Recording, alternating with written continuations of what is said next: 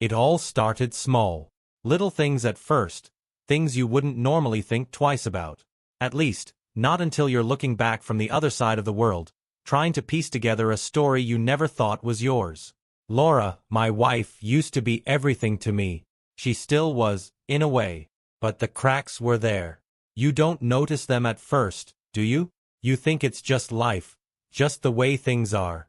You're busy, she's busy, work's stressful. But that's just what married life becomes after a while. Routine. I didn't think much about it when I started noticing her phone buzzing more often. And I didn't care when she'd step into another room to answer it, whispering to someone just out of earshot. But then there were those late nights, when she'd come home a little too late. Or when she'd go out with the girls, but I never met any of these girls she was hanging out with. Maybe I was being paranoid, but I could feel it. Something wasn't right. I remember the first time I really felt something shift in my chest. We were sitting at the kitchen table one morning, having breakfast, when she got a text. Laura's fingers were quick, almost too quick, tapping away at her phone, but when she saw me looking, she pulled it away, almost like a reflex. "Who was that?" I asked, trying to sound casual, but I could feel my heartbeat in my throat. She just smiled, her usual charming, effortless smile, but there was a nervousness to it I hadn't seen before. "Oh, nothing. Just work." I nodded, but that knot in my stomach grew a little tighter. It was just a feeling, one I couldn't shake. Like a shadow just out of my sight, always there, but never quite clear enough to make sense of.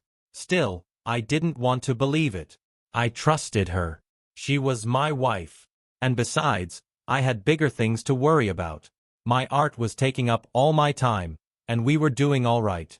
No real complaints. But that feeling stayed with me, gnawing at the back of my mind. I didn't want to accuse her. I didn't want to jump to conclusions. After all, I wasn't the kind of guy to go snooping around her things. I wasn't going to search through her phone or go looking through her purse like some paranoid freak. Then came the day I found the first crack. I was in the studio, painting. I'd been working on a piece for a few days, a portrait I couldn't quite get right. It was one of those frustrating pieces, you know? The kind where nothing seems to fall into place, and you're stuck in a loop of mistakes. So when I went to the kitchen to grab some coffee, I didn't think anything of it when I saw Laura's phone sitting face up on the counter. It wasn't unusual, she'd left it there before. But this time, something caught my eye. A notification on the screen, from a number I didn't recognize. It was a text message, just the preview of it, but it was enough. "Can't wait to see you tonight. I'll be waiting." My stomach dropped. I stared at the words. I knew what it meant, but I didn't want to believe it. I told myself it could be nothing. Maybe it's work, maybe it's just a mistake. But the knot in my gut wouldn't let go. I could feel the cold sweat on my palms. I picked up the phone before I could even think about it. I shouldn't have. I knew I shouldn't have. But I did. The contact name on the message was just a first name, Matt. A name I'd never heard her mention before. I put the phone down, my hands shaking. That was the moment. I didn't need to see more. I didn't need to go through her texts or her photos. I didn't need to dig any deeper. I already knew. And that was when everything changed. She came home late that night, as usual, her scent still lingering on her coat when she walked through the door. "Hey babe," she said, tossing her purse on the table and giving me that same smile she always gave me. "How was your day?" I didn't answer right away. I just looked at her, and I could feel the weight of the question building in my chest. Was this the moment? Should I ask her? Should I confront her? I had to. I had to know. But I didn't say anything. Not yet. Not then. I wasn't angry. Not yet. I was numb, like the words wouldn't come. The trust one thought I had was slipping away, and all I could do was watch it crumble. That night, I couldn't sleep. I tossed and turned, staring at the ceiling, replaying everything in my head. The phone. The message. Matt. Her weird little behavior shifts over the past few months. How she'd go quiet when I asked about her day, how she'd avoid eye contact. It all clicked in a way I didn't want it to. I don't know how long I lay there, just waiting for something, anything to change. But nothing did. The truth was already hanging in the air between us, thick and suffocating. The next morning, I tried to act normal. I made breakfast, like I always did. Laura came down in one of her flowy robes, her hair a little mussed up, eyes still sleepy. I could smell her perfume, the one I used to love so much, but now it felt off, like a mask. "Morning," she said, kissing me on the cheek, her lips cold. Not like usual. Usually, she was warm, soft, and full of energy. Today, she was just there. "Morning," I replied, setting a plate of scrambled eggs down in front of her. I didn't want to look at her. Not directly, anyway. Every time I glanced at her, all I could think about was the phone, that message, Matt. She sat down at the table, picking at her food, avoiding my eyes. I had to know. I couldn't keep pretending everything was fine. So, I just blurted it out. "Who's Matt?" The words sounded so foreign coming out of my mouth. I wasn't ready for them to leave my lips, but they did. And once they did, everything inside me just froze. She didn't answer right away. She just stopped, fork halfway to her mouth, like she was trying to figure out if I was joking. I saw her brain working, calculating. I could see the wheels turning. She was trying to come up with something, anything to cover it up. I could see the lie coming before she even said it. "Matt," she said, her voice just a little too high, like she was caught off guard. "What do you mean?" I didn't give her a chance to pull some crap about work or some other excuse. I had the phone. I had the text. "The guy you've been texting," I said, watching her closely. "The guy you've been sneaking around with." Her face turned pale. Her eyes darted for the door like she was thinking about running, but she didn't. She didn't run. Not yet. "James, it's not what you think," she said, trying to act calm, but I could hear the crack in her voice. "You don't understand. It's complicated." I laughed, but it wasn't a real laugh. It was one of those ugly, bitter laughs. The kind of laugh that's a mask for pain. "Complicated?" I repeated. "I'm sure it is. But you know what? I don't need you to explain it. I already know." She went quiet then, and I could feel the weight of the silence between us, like it was crushing the air. For a minute, we just stared at each other. There was no more pretending, no more masks. It was all out in the open now. "You don't understand," she said again, her voice cracking. "I didn't mean to hurt you. But I cut her off. I couldn't let her finish that sentence. I wasn't in the mood for her excuses. Not now." "Who is he, Laura?" I asked, my voice low and steady, even though my heart was beating in my ears. "Tell me. Who's Matt?" Her eyes welled up with tears, and I saw that familiar desperation in her eyes, the one she used to get when she was trying to manipulate me into feeling sorry for her. But I wasn't going to fall for it this time. "Matt is someone I've been seeing," she whispered, looking down at her lap. "Someone from work. We've been seeing each other for months." "I'm sorry, James. I didn't know how to stop. It just happened." I just stared at her. I didn't know what to say. It was like someone had slapped me across the face. "You didn't know how to stop?" I repeated. "What, you just fell into bed with him because it just happened? Is that it?" Her face twisted with guilt, and she started crying, the tears falling onto her lap. It was pathetic. I hated it. "I didn't want to hurt you," she said between sobs, but I didn't want to hear it anymore. I was done with her excuses, done with her lies. "You already did," I said flatly, getting up from the table and walking out of the room. I didn't yell. I didn't get angry. I couldn't. There was nothing left to say. She'd betrayed me, and I had nothing left to give her. Nothing. The next few days were a blur. Laura kept apologizing, kept trying to make it right, but I couldn't listen to her anymore. There was no going back. No fixing this. What hurt the most wasn't just that she'd slept with someone else. It was that she'd chosen him. Chose him over me, over everything we built. I couldn't look at her the same way anymore. Every time I did, all I could see was the image of her with Matt, her smiling face in a hotel room, his arms around her. My stomach churned just thinking about it. I don't know why she thought I'd forgive her. Maybe she thought I'd just let it slide. Maybe she thought she could use her tears to win me back. But she didn't know who she was dealing with. I wasn't going to beg her to stay. I wasn't going to plead for a love that was already dead. Not anymore. She didn't know it yet, but she had one last chance to fix things with me. One last chance to tell the truth and come clean. But I didn't think she was ready for the kind of truth that was coming. Not from me. And I was done waiting for it. Laura tried everything to make it right, but nothing could change what was already done. She called me at all hours, begged me to listen, begged me to forgive her. But I wasn't hearing it anymore. The worst part was, I didn't even know who she was anymore. Not the woman I thought I knew. The one I'd built a life with, a future with. That woman? She was gone. This stranger who looked like her? She wasn't who I'd married. It all came to a head that Saturday night. We were sitting on the couch together, more out of habit than anything else, and she was doing that thing where she would cry but not really feel it. It was just for show, like she was trying to manipulate me back into the person she wanted me to be.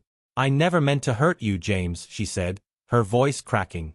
"You have to believe me. I'm so sorry." I didn't say anything. I just looked at her.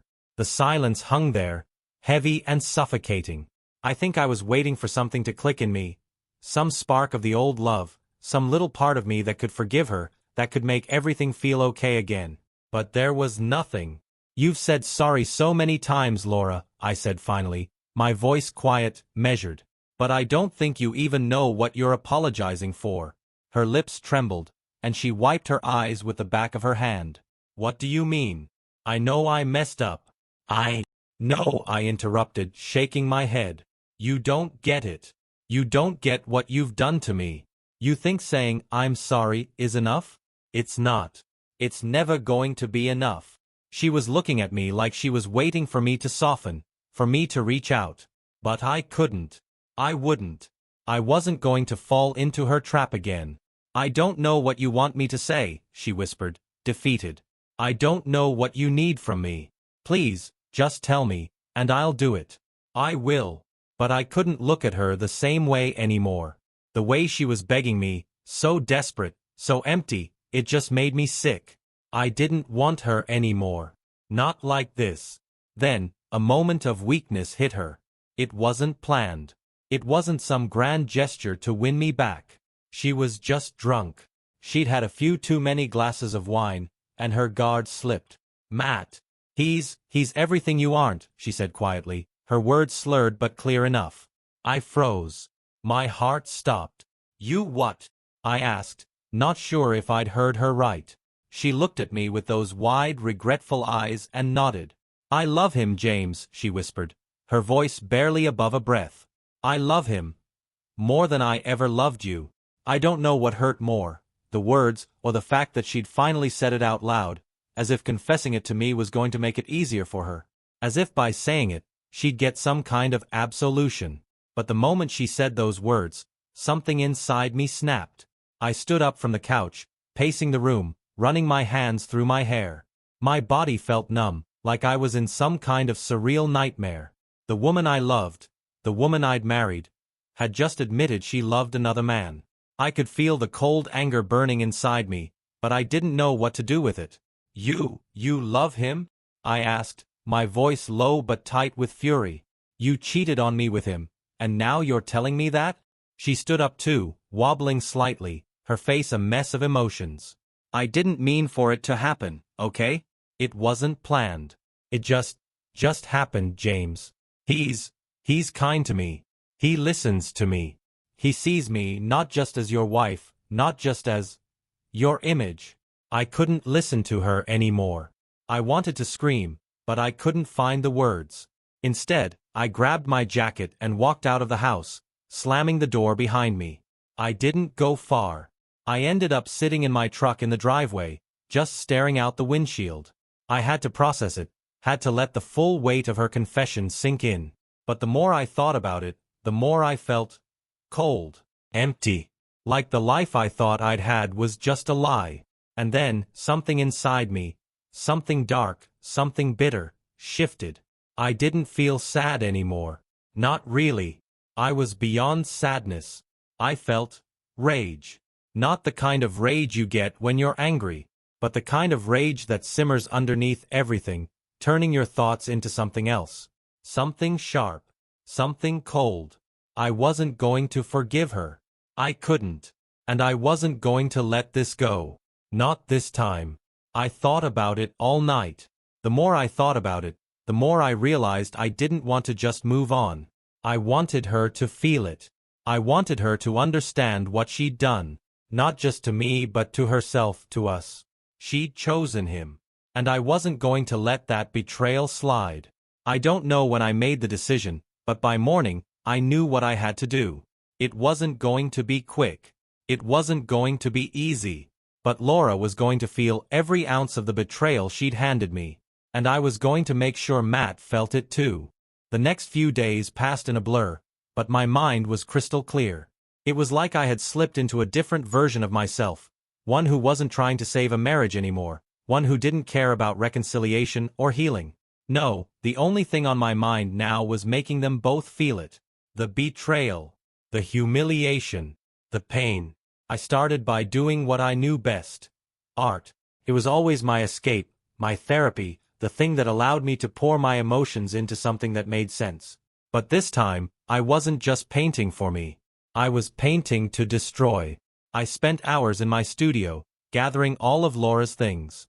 Letters, photos, little trinkets and gifts that I knew Matt had given her. Everything that had once represented their secret life together. I laid it all out on the table, arranging it like pieces in a twisted puzzle. I looked at each item as if it were a wound. Her perfume bottle. A necklace Matt had given her on their second month of sneaking around. A hotel keycard. A picture of the two of them, laughing together, looking so happy. I picked up the picture first. I'd seen it 100 times before, sitting on the mantel above the fireplace. Laura's smile, so wide, so perfect. The woman I thought I knew. The woman I thought loved me. I stared at it for a long time. The anger, the bitterness, it all bubbled to the surface. I grabbed a paintbrush, dipped it into thick, black paint, and with one quick stroke, I covered her face. It felt good. Too good. I wasn't just erasing her image. I was erasing the lies. The mask she'd worn for so long, the mask she used to hide her true self, the woman who couldn't even see what she was doing to me. I didn't stop there. One by one, I went through every picture in the house. All the family photos, the vacations, the birthdays, the moments I thought we'd shared. Each one, I took my brush and I covered her face. Her smile. Her eyes. I turned her into a shadow of what she once was, a faded memory that no longer mattered. Every stroke, every smear of paint, felt like taking back a little piece of myself that she'd stolen. I couldn't make her feel what I felt, but I could do this. I could erase her. Erase the good, the happy, the moments that had fooled me into thinking we had something real. But I wasn't just doing it for me. I was doing it for Matt, too. He needed to feel it, too. He needed to understand that he hadn't won. He didn't get to take what was mine and walk away without consequences. I spent the next few days putting the pieces together, the way you would build a sculpture. But this wasn't a beautiful piece of art. It was something grotesque. Something raw. I arranged the letters she'd written to him, the little notes that she thought I'd never find. I set them on fire, one by one, in the middle of the living room. The smell of burning paper mixed with the thick, pungent smell of oil paint, creating a stench that made my stomach turn. I took pictures of each burning letter, each destroyed gift. Frame by frame, I captured the destruction. When I was finished, I emailed them all to Matt. One by one. No words. Just the images of everything that had once been hers. Everything that was now gone. The last piece of the puzzle was her perfume bottle. The scent of it had always been a part of her, a part of who I thought she was. Every time she wore it, I felt like she was still my Laura. But not anymore. I took the bottle, her favorite one, the one she always kept on her vanity, and I drove to Matt's office. It wasn't far, maybe a 20-minute drive. I knew where he worked. I'd seen him there before when Laura would mention his name in passing. I parked in the lot, holding the bottle in my hand, feeling its weight. It was like holding a piece of her, a piece of the past I needed to destroy. I walked inside the building, straight to the elevator, and up to the top floor where Matt's office was. I could hear my heart beating in my ears as I approached his door. I didn't knock. I didn't even care if he was there. I just opened the door and walked right in. He was sitting at his desk, flipping through some papers. When he saw me, he looked surprised, maybe a little confused. But when he saw the perfume bottle in my hand, his face changed. I could see the recognition in his eyes. He knew exactly what it was. I dropped the bottle onto his desk with a loud thud, the glass clinking as it landed. "She never belonged to you," I said, my voice steady. He opened his mouth to say something, probably to defend himself, to make some excuse, but I wasn't interested in hearing it. I didn't care. I turned on my heel and walked out, not looking back. I didn't need to hear his apology. I didn't need to hear any of it. What I did was final. The revenge wasn't in the words, it was in the actions, in the destruction, in the reminder that their little secret wasn't going to stay hidden. Not anymore. That night, I went back to the studio. I couldn't sleep, couldn't escape the dark satisfaction of what I'd done. But I wasn't done. Not yet. My revenge wasn't just about hurting them. It was about reclaiming my life. Reclaiming the pieces of myself she'd stolen. I had a new project in mind, something that would bring everything full circle. Something that would make sure they'd never forget what they'd done. I picked up a blank canvas, my hands trembling, but this time it wasn't from rage, it was from something else. Something I couldn't quite name yet. The real work was just beginning. After I dropped that perfume bottle on Matt's desk, I didn't feel any instant relief. It wasn't like I thought I'd suddenly feel better, like the weight of the world would lift off my shoulders. No, it didn't work like that. It was more like the first step in a long, dark road I decided to walk. I wasn't done with them yet. Not by a long shot. But it wasn't just about hurting them anymore. The revenge had become something else. It had become my art. Every brushstroke, every picture I burned, every item I destroyed, it wasn't just to make them suffer. It was about transforming my pain, my betrayal, into something tangible, something I could control. And I needed to keep going. I went back to the studio that night. The fire in my chest hadn't gone out, it had only grown. I was becoming obsessed, but it didn't matter. I wasn't going to let this go. Not until I had nothing left to give. Nothing left to feel. I started on a new painting, one that was darker, more twisted than anything I'd ever done before. This was a different kind of art. It wasn't beautiful, it wasn't meant to be seen in galleries. No, this one was for me, and for them. I took the pictures I'd burned, the ones that showed Laura and Matt in their secret little world, smiling at each other, holding hands, doing everything I thought we would do one day. I cut them into pieces and glued them to the canvas, tearing and rearranging them into a grotesque collage. Every image I added felt like a piece of my heart being ripped out and laid bare. I mixed the paints with an almost violent energy, using shades of red, black, and gray. Colors that felt like they matched the anger in my chest. I didn't care about the mess. I didn't care about the precision. It wasn't just a painting. It was a statement. A scream. A testament to everything she had taken from me, everything they'd stolen. Every piece of my life that they had shredded into nothing. But the final touch, the part that would make it complete, was the part one hadn't planned for. As I was working on the piece, staring at the mutilated faces of the people I once loved, I realized something. It wasn't enough just to make them suffer from a distance. I wanted them to see it. I wanted them to feel it. And that's when I came up with the idea. I called up a photographer I knew, a guy I used to work with at some of the local galleries. I didn't have much of a plan when I picked up the phone, but once we started talking, I could tell he was intrigued by the idea. He didn't ask too many questions, didn't pry into why I needed him to take these particular photos. He just said he'd be there, at my studio, in a couple of hours. When he arrived, I had the painting ready. It was complete, but it was more than just a painting. It was a reflection of everything I'd been feeling. The rage, the grief, the sense of loss. The betrayal. I didn't need to explain it to him. I didn't need to justify it. The photographer took shot after shot, capturing every angle, every detail. There was something so sickly satisfying about watching the camera flash as he took the photos. I wasn't just creating art, I was documenting my pain, my revenge, and I wanted it out there. I wanted to show the world the mess Laura had made of my life. When he left, I sat down in front of the painting, my hands shaking. It was the first time in days I actually felt tired, but it wasn't a relief. It was exhaustion, a kind of emotional burnout. My mind was spinning with everything I'd done, but I knew one thing. There was no going back now. The next day, I sent the photos to Matt. One by one, I emailed them to him.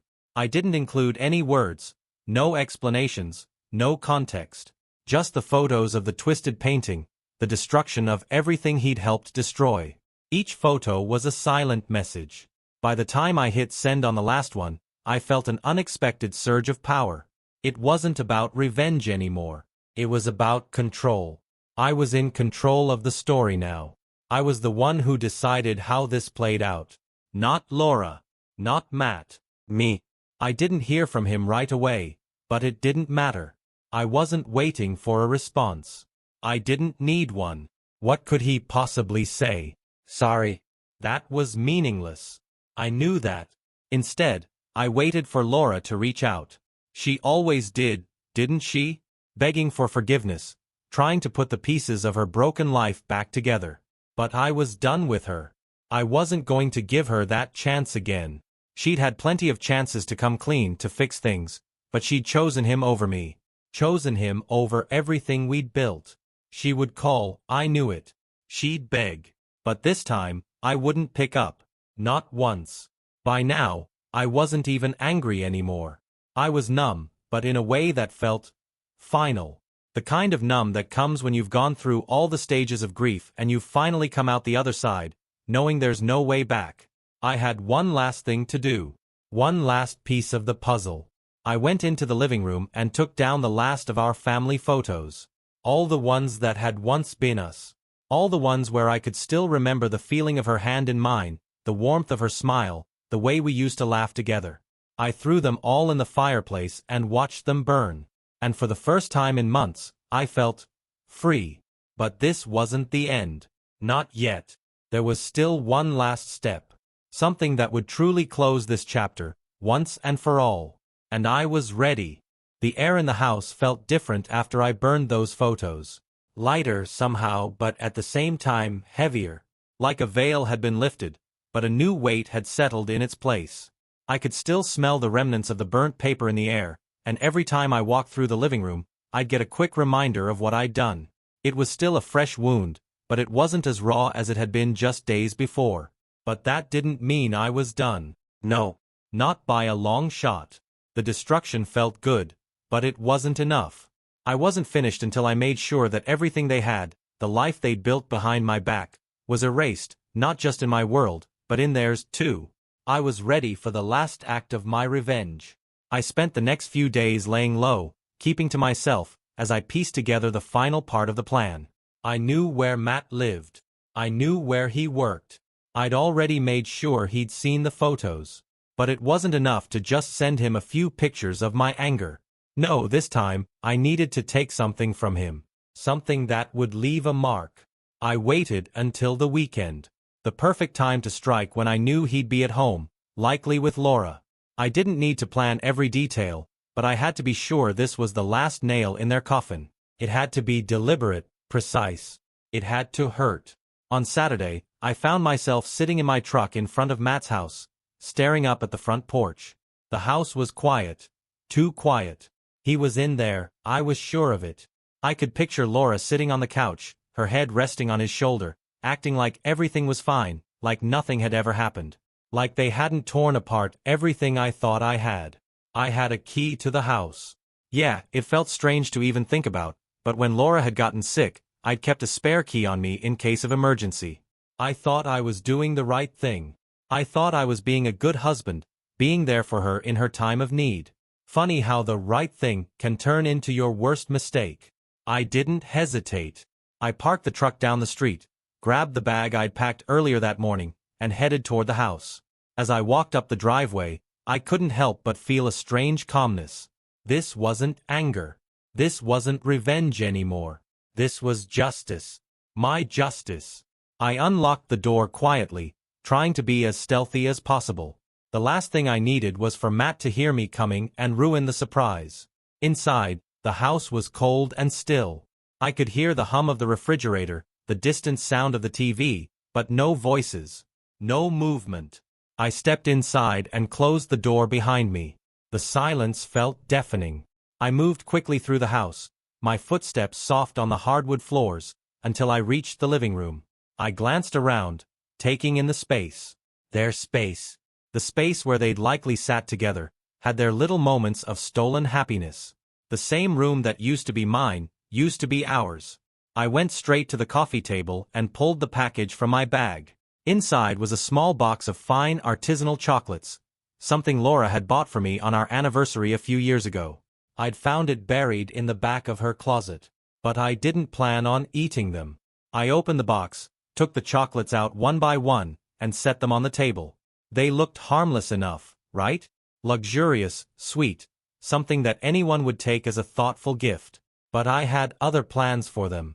I'd bought a vial of something when I was in the city the other day. Something that, when mixed with food, wouldn't leave any taste or trace. It would do the job quickly, effectively. I didn't plan on making them suffer physically, not the way I had with the painting, the destruction. No, this was just the final blow. The thing that would make them know deep down that I had the power all along. I carefully unwrapped the chocolates and dropped a few of the crystals into the center of each piece. Not much, just enough. Enough to make them feel something. To make them understand what it meant to cross me. Then, I took a step back and surveyed the table. It looked innocent enough. No one would think twice about a box of chocolates sitting there, right in the middle of their living room. It was perfect. The calm before the storm. I walked toward the door, taking one last look at the space I used to share with Laura. A place that once felt like home, but now felt like a tomb. As I stood there, ready to leave, I caught a glimpse of something out of the corner of my eye. Something on the table that had slipped my attention before. A framed picture of me and Laura, from a few years back. One of those photos I hadn't destroyed yet. The one where we looked so happy, so in love. It was sitting right there, between the chocolates, like some sick reminder of what had been. I hesitated, then walked back over to it. Without thinking, I picked it up and threw it against the wall. The glass shattered, the frame splintered, and for a second, I felt a brief flash of satisfaction. But as I stared at the broken pieces on the floor, something in me shifted again. I wasn't just angry anymore. I wasn't just hurt. I was done. Done with everything. I turned and left the house, locking the door behind me. I didn't look back. When I got home, I went straight to my studio. I didn't care about anything else. I sat down, picked up the brush, and started painting again. This time, there was no anger, no rage. Just a quiet, almost peaceful resolution. It was over. Everything had come full circle. The last piece of the puzzle had been set in motion. And now, I could finally move on. It's funny how silence can be just as loud as chaos. After I left Matt's house that day, there was a strange quiet that settled over me. It wasn't like before, when I was consumed by anger and pain, when every minute felt like a storm rolling through my chest. No, this was different. It felt like the calm before something major, a moment of stillness before the world tilted again. I don't know why I was so calm. Maybe it was the finality of it all. Maybe it was the relief of knowing I'd done everything I set out to do. Or maybe it was because, deep down, I knew I didn't need to keep pushing anymore. I had already destroyed what I needed to destroy. I had already taken everything I was owed. What could they possibly do now? I went back to my routine, at least the part of it that I could still handle. I kept working in the studio, painting like I had before, but this time, the strokes felt different. There was a darkness in the work, a shadow that had never been there before. It wasn't just the rage, it was something deeper, something more satisfying. The revenge, the destruction, it was all out of my hands now. The next move was up to them. If they even had a move left. I waited. It wasn't long before I heard from Laura. It was a Thursday evening when my phone buzzed with a text. The number wasn't saved, but I knew exactly who it was. Laura, we need to talk. Please. I don't know why, but I felt a strange sense of calm wash over me as I stared at those words. Maybe I was prepared for this. Maybe I had been expecting it. I didn't answer right away. I knew I should, I knew I could, but part of me didn't want to. I wasn't ready to let her back in, not after everything she'd done, not after everything I'd already taken from her. I wasn't looking for closure anymore. I didn't need any more apologies. What I had done, the path I'd walked, had already sealed the deal. Still, I couldn't help it. I'd waited for this moment, even if I didn't want to admit it. I opened up the text, my thumb hovering over the reply. And then, without thinking, I typed back. No. I'm done. It felt final. No hesitation, no second guessing. I put the phone down, feeling like a weight had been lifted. But I couldn't escape the quiet that followed. The stillness. The weight of what I had done. That night, I didn't sleep much. Not because I was haunted by guilt. No, I'd shed that feeling long ago, but because the finality of everything hit me all at once. It was like the world had stopped, and now I was left standing in the middle of it all, holding nothing but broken memories. The next morning, I decided to get out of the house. I went to the coffee shop down the street, trying to clear my head, but as soon as I stepped inside, I saw someone who stopped me in my tracks. It was Matt. He was sitting at a table in the back, his head buried in his phone, looking oblivious to the world around him. The sight of him sent a fresh wave of anger through me. For a second, I almost walked out of the cafe. I didn't want to deal with him, not yet, not after everything I'd done. But as I stood there, just a few feet away, I realized something. I didn't have to go anywhere. I didn't have to hide from him. I was the one with the power now. I had the upper hand. I walked toward the counter, ordered my coffee, and then made a point to walk past his table on my way to the exit. I didn't look at him directly. I didn't need to. But as I passed, I made sure to catch his eye just for a second, just long enough for him to realize that I knew. He froze, his face going pale. For a brief moment, I saw the guilt flicker across his features. He opened his mouth like he was going to say something, but I didn't wait around to hear it. I just turned and walked out, my heart pounding in my chest. That was all I needed. I'd made my mark. The world felt heavy as I walked back home, the weight of the past few days catching up with me. But this time, it wasn't the guilt, or the anger. It was something else. Something I hadn't been expecting. It was satisfaction. I'd done everything I could to take back control, to make sure they never forgot what they'd done to me. I had painted my pain into something that would stay with them, something that would outlast whatever they had together. And when I walked past Matt in that cafe, I knew, he knew what I'd done. He knew I had taken everything he'd stolen from me, and I had left him with nothing. I went back to my studio that afternoon. I didn't need to finish any more paintings, didn't need to destroy anything else. All that was left now was to let time do its work. I picked up the brush again, but this time, I didn't paint. I just stared at the canvas. And for the first time in weeks, I felt a strange peace. I had moved on. Or at least, I was getting there. But the calm never lasted long. The peace didn't last long. It never does it? Just when you think you've settled into a rhythm, like you've taken back control, something comes along to remind you that life's never really done with you. I don't know what I was expecting, but I was pretty sure that seeing Matt in that cafe, getting my little victory over him, would be the end of it. That somehow, I'd feel that satisfaction I'd been craving. But in reality, something else started happening. The calm I'd felt, that strange sense of resolution, it faded. And in its place, that storm, that anger, began to build again. But this time, it wasn't the rage of betrayal. It was the rage of loss. Of feeling like I'd lost everything to a lie. I'd destroyed the photos. I'd burned the memories. I'd hurt them. But I couldn't shake the feeling that I hadn't really finished it. There was still something in me, some unfinished business that I couldn't quite put my finger on. Maybe it was because I hadn't confronted Laura in the way I should have. Maybe it was because she never really faced the consequences. She'd begged me, sure, but I'd ignored her. I'd shut her out without a second thought.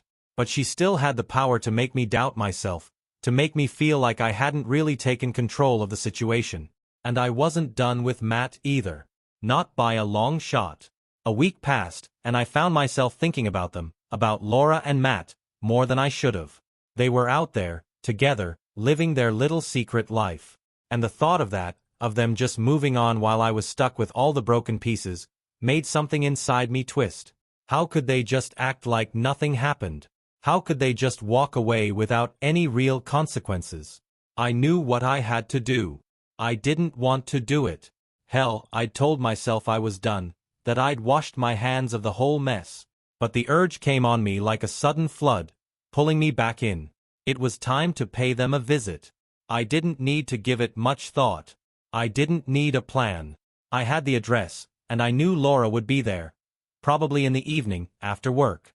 Matt had told me before, in passing, about how they'd hang out together in the evenings, grabbing drinks or whatever the hell they'd been doing to keep their little secret. I don't know what I expected when I showed up at Matt's place. Maybe I thought I'd catch them red-handed, or maybe I just wanted to feel the satisfaction of showing up at their door and saying everything I'd been holding back. But when I pulled up outside, the street was quiet, too quiet. Matt's car was parked in the driveway. The lights were off inside the house. And for a moment, I thought maybe they weren't there. Maybe it was all a stupid idea. Maybe I was just chasing ghosts. But then I saw it. The faint glow of a light coming from the back of the house. I couldn't stop myself. I parked the truck a few houses down, keeping out of sight, and walked quietly to the backyard. It was a small house. Nothing fancy. A little two-story with a nice yard. Nothing about it screamed affair, but then again, none of this ever screamed betrayal until it hit me in the face. I got to the back fence and crouched down, peeking through the slats. There they were. Matt was sitting on the patio, a drink in his hand, laughing about something. And Laura was with him, her legs crossed, leaning in toward him, her smile. God, that smile. The same one she used to give me. The same one that used to light up our whole damn life. But now it was for him. It wasn't for me anymore. I could feel something rise in my chest. A dark, familiar sensation. It wasn't anger. It wasn't grief. It was just cold. Cold and empty, like all the warmth I'd ever had in my life had been drained out of me. I stayed there for a long time, watching them. And with every second, I felt the part of me that had been healing, letting go, start to crack open again. The jealousy, the bitterness, the resentment. It all came flooding back. I didn't know if I could walk away from this anymore.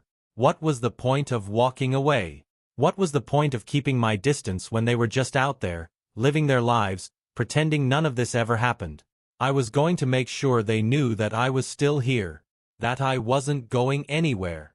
I left my spot by the fence and walked around to the front. I rang the doorbell. Matt answered it after a few moments. His face went pale when he saw me standing there. He looked like he'd seen a ghost. "James," he said, his voice shaky. What are you doing here?" I didn't say anything at first. I just stared at him, letting the silence sink in. Then, slowly, I stepped forward. "I think it's time you and I had a little chat," I said, the words coming out slow and deliberate, like I had all the time in the world. I wasn't even angry anymore.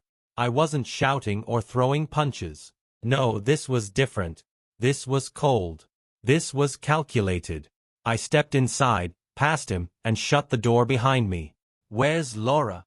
I asked. She's in the kitchen," he stammered. I didn't wait for him to lead me there.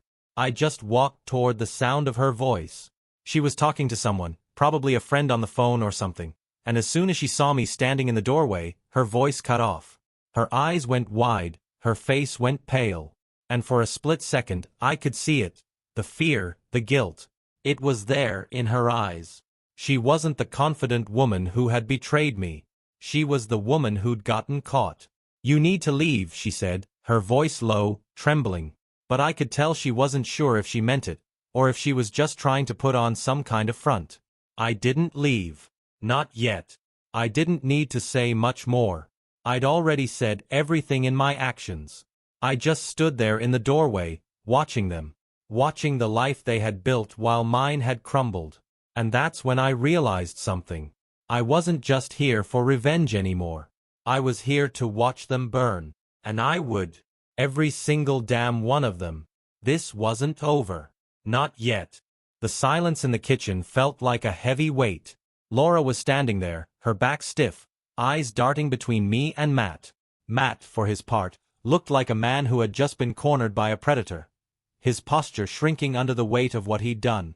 It wasn't fear of me, not exactly, but more like the realization that everything he thought was safe, everything he thought was hidden, was crumbling right in front of him. I could feel the power shifting back in my direction.